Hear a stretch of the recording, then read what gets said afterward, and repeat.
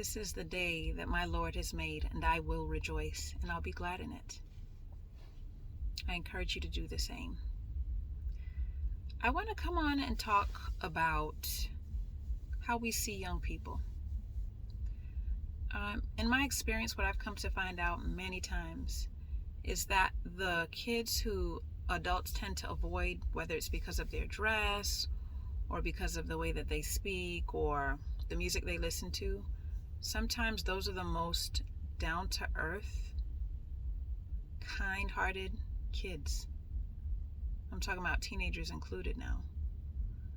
Let's be careful not to judge kids just because they listen to certain music or because of the way they may talk or the way their pants might sag.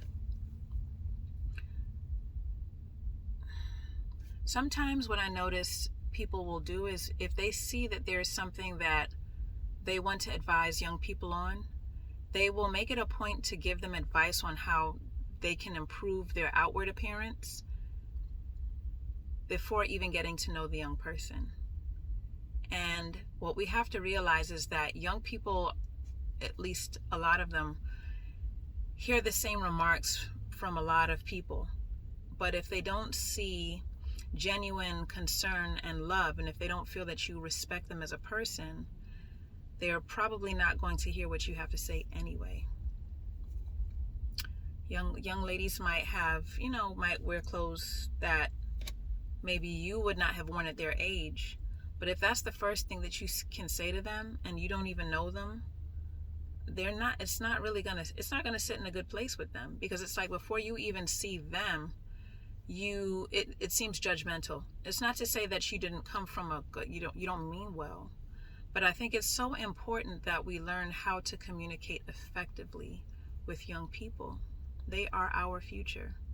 And even though they may look like adults like us, let's not forget that they're still transitioning from youth and from childhood. And some of them may have come from a place of a lot of hurt, or from a situation where they didn't receive, proper guidance or shelter or protection emotionally or physically. They may have come from situations where, they were hurt. And so we don't want to just be a reminder of those things to them that they've experienced. We want to approach them from a place that is not judgmental, from a place that is actually just, concerned for them. How are you doing today? What's going on? How you feeling? Anything on your mind? I'm here to listen. Before you speak, just listen to what they have to say. The kid could have like 20 earrings, some, tatted up face from the top of their head to their toes.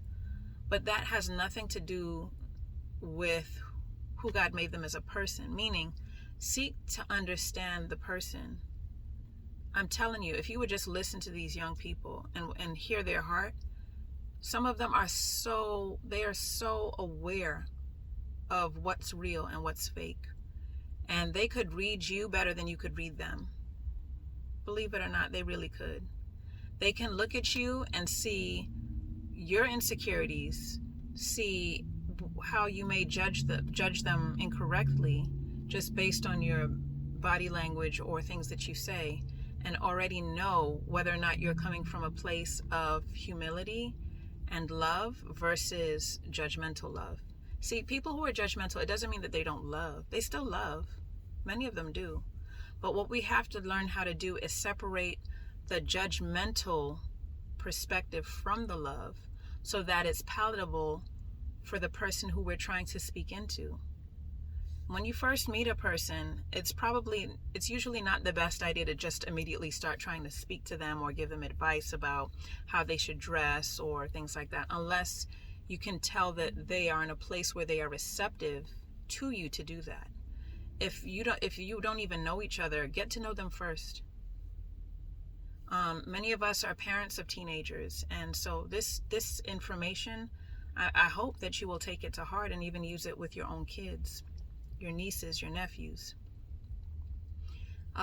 Because the thing we have to remember is not only are they dealing with the weight of so many other things going on just in their sphere, I mean, look at how life is today growing up as a young person. There's so much pressure it seems from every side. There's so much, there's so many different voices speaking into their ears.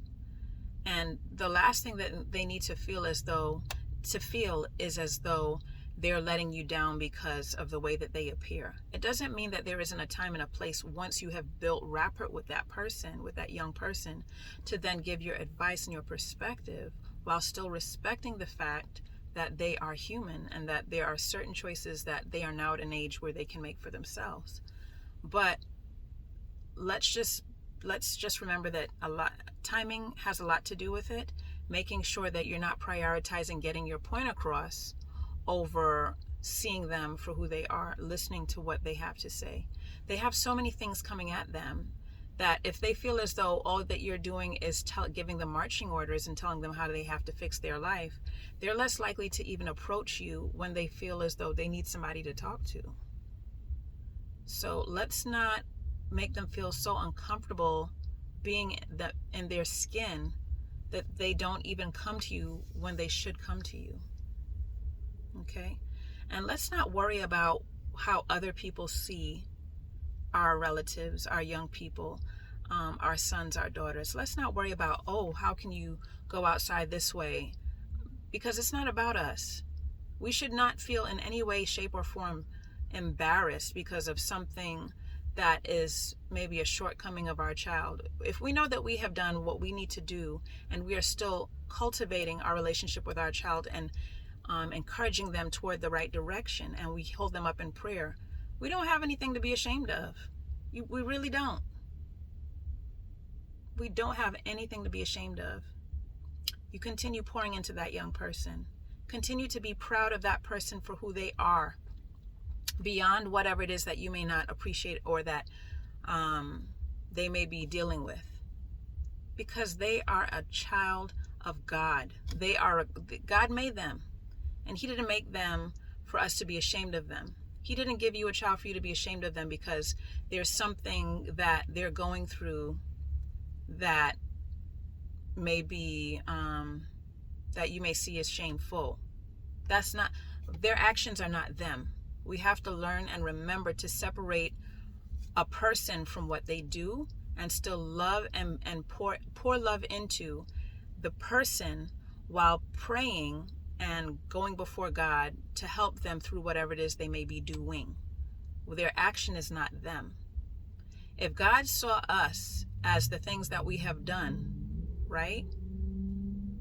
How would that make you feel? And maybe you struggle with that. Maybe you think God sees you for something you have done and not for who you are. But that is not how He sees us. When God sees us, He sees us with the end in mind. It's just up to us to accept Him and to work toward that identity and that person who He has already predestined for us to become. And we need to take that same approach with one another and with young people and children. Do not brand them based on something that they're doing, because God can change anything. And don't treat them differently either. This is why I say we have to separate.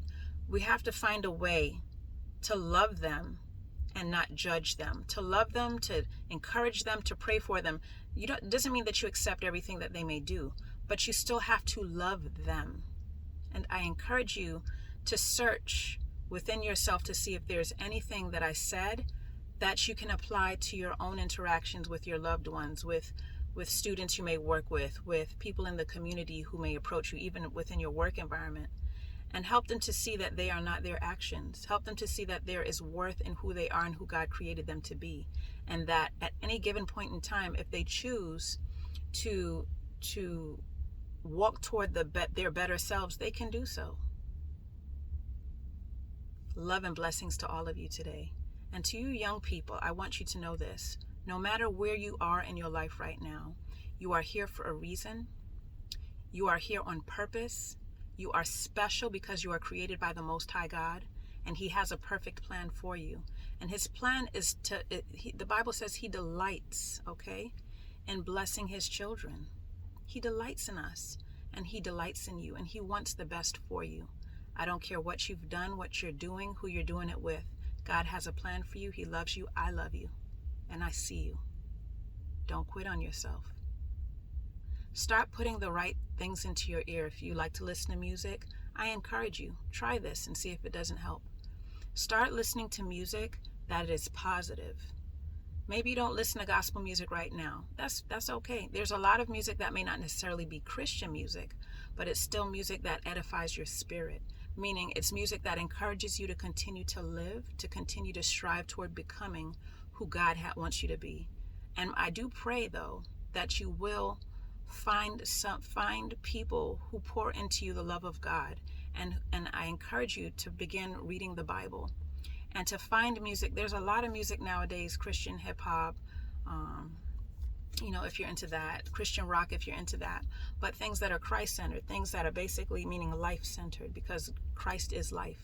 That's the most, he's life. Okay. When it comes down to it, he is life.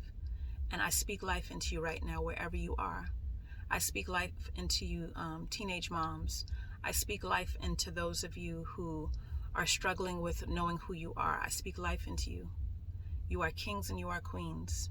You are placed here for a purpose, and that is why there's been so much attack on your mind. Do not quit. Do not quit. DM me, message me. I'm here. I'll talk to you. I'll listen first. I'll listen first. And if you would hear what I have to say, I'll speak to you in love and in truth. And I will encourage you and build you up, because I know you need that. Okay? Don't quit. I'll say it again and again. Don't quit, because what God has for you is greater than anything you could have ever possibly imagined. And that is why you've been facing so much adversity. You are loved, you are gifted, and you are favored. Come through. You'll see.